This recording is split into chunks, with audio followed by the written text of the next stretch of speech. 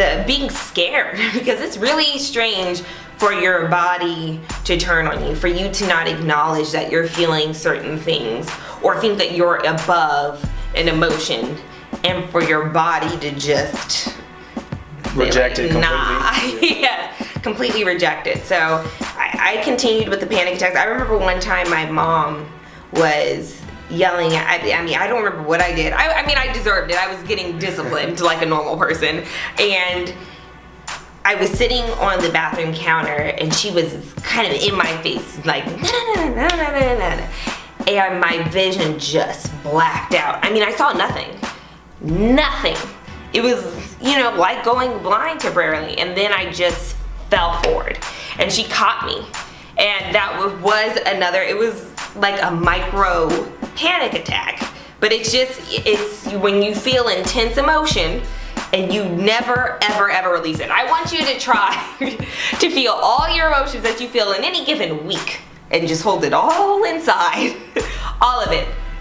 Don't express any of it. None of it. And as far as anyone is concerned, you're fine. Always in a good mood. Gotcha. And I think that also, because my name was Joy, so I think I felt, and I had, you know, my brother was a bit of a knucklehead. I won't put his business on blast, but you know, he was not doing right. My parents were going through their separation. I felt like everyone always told me how proud they were of me, so I didn't feel like I had room to be imperfect.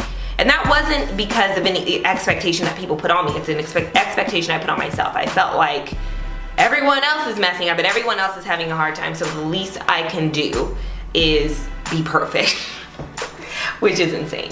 And that is ultimately why I had issues. So I went through high school with those issues, enter college, and I believe that that's probably when this depression set in. Anxiety for sure in high school. And I would have to tell all my roommates that, hey, sometimes I have these panic attacks, but don't ask me what's wrong, because that was another thing. If I was having a panic attack and people paid attention, go, what's wrong? Are you okay? What, you know, I would just, because I didn't know what was wrong. I didn't know how to fix it, so don't ask me, because it makes it worse. I mean, I remember the first time we were hanging out and you had a panic attack, and I had never been around someone who was suffering a panic attack.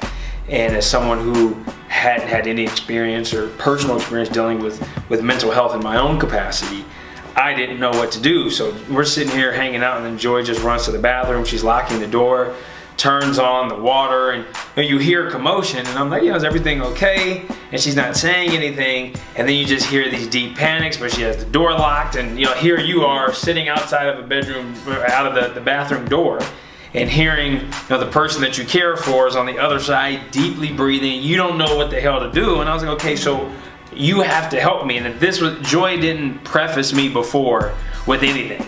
So I didn't know. You never told me that you had panic attack. So it was so the first time I was like, what do you do? So I'm banging on the door, like, open the door, open the door, open the door. And she's like, no. And I'm like, what do you want me to do? Yeah. So I remember it was probably about 5 minutes or so, and then I was pissed off because I didn't know what to do. And then I just felt like, if this is something that you knew about, I wish you would have told me so I knew how to react. So then when you had future panic attacks, I would just let her go. And then I think if it took about 10 minutes or so and she was still in, you know, having the attack, I would go knock on the door and say, can you let me in? And then try to help in that process. But I remember the first time I was like, I don't know what the hell to do. Right. They're very uncomfortable to witness too. The most I've ever been calmed down was that first one, and I think because I was in a space where I didn't know what to do, and somebody was able to tell me, breathe.